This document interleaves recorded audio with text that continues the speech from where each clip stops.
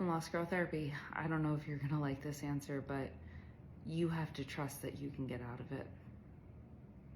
And if someone had said that to me when I was in the deepest, darkest hour, I would not have had a positive reaction. And I didn't have a positive reaction. I can remember being in it, being as far into the depths of hell as you can get in this journey and not seeing a way out of it. And it actually moves me to tears because I remember how painful it was, how scary it was, how disorienting it was, and how confused I felt. And the level, all of the feelings that come with it, the level of like shame or guilt or blame that we put on ourselves that say like somehow, some way I must have done something that put me here, when it's an unexplainable situation.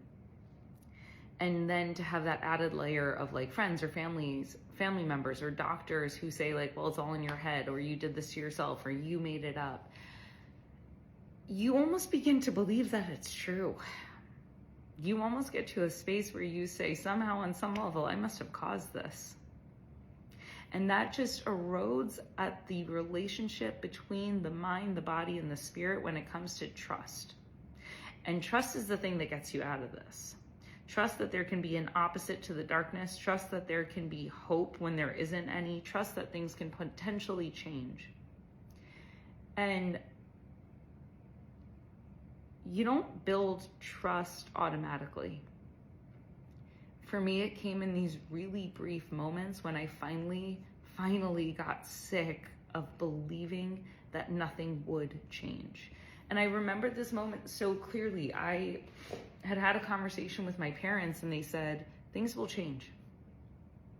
Things will change. And I got mad. I was like, you don't know what it's like.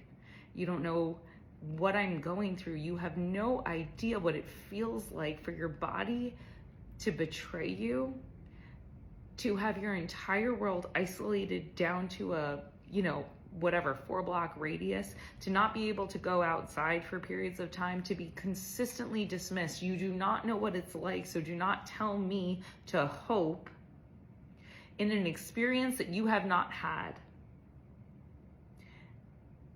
And the anger I felt was so potent and so powerful. And I can still feel it inside of me. But the next thing that happened was that I got sick of being mad. I got so tired of it. I didn't have any more fight left in me. I didn't have any more anger left for myself. I was so tired of getting mad at myself for on some level thinking that I had caused this. And the moment I gave up being mad, I got sad. And I grieved the life that I had, and you will see that back in my old videos. You will see the true experience of grief. And then after I grieved, I was just kind of sitting in this space of darkness. It's this void where there's nothing else there. It's almost the feeling of anhedonia. It's the sensation of the lack of emotion. And that's the place that scared me the most. That is the place where you are almost apathetic to what happens. You just don't care anymore. And the moment I got there, that was the moment that I decided that it needed to be different. That if there was darkness, there had to be light. If there was hell, there had to be happiness. If there was nothing, there had to be hope. And that was the hardest choice that I made in this entire journey. And it's the hardest choice that I see people make regularly in session. The choice to believe that things could change, that things could get better. And it is not a choice that I make easily. It is not a choice that comes easily all the time, even to this day. But it is the best decision that I ever made, to believe that things could potentially change, because the moment that I believed it, they did. And I think that that is a testament to the human spirit and the power of resiliency and the power of the mind.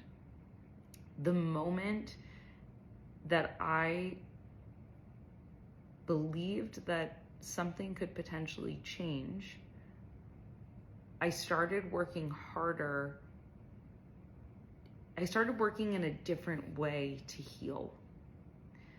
Previously, I was just mad at the world and I was looking for answers with anger. And then I started looking for answers with intuition and gut instinct and the trust that I knew what was right for me. And that's when I discovered all of the things. I followed the breadcrumbs of my soul to find the way that I needed to heal.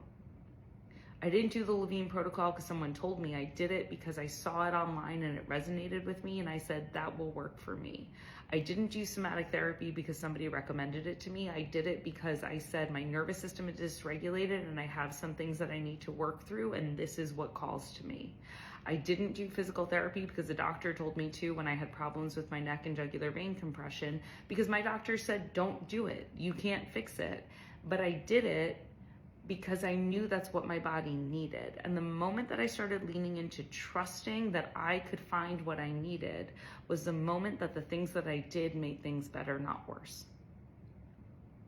And I think that that's the full circle journey. The moment that I started trusting that I could heal, I started healing. And that lesson has been a game changer for my life in general, not just in my health. It is the sensation of saying, I trust that I know what is meant for me and what is right for me, and that I can walk away from things that aren't. And it doesn't mean that the decisions are easy. It does not mean that I make them confidently and wholeheartedly and I say, this is it.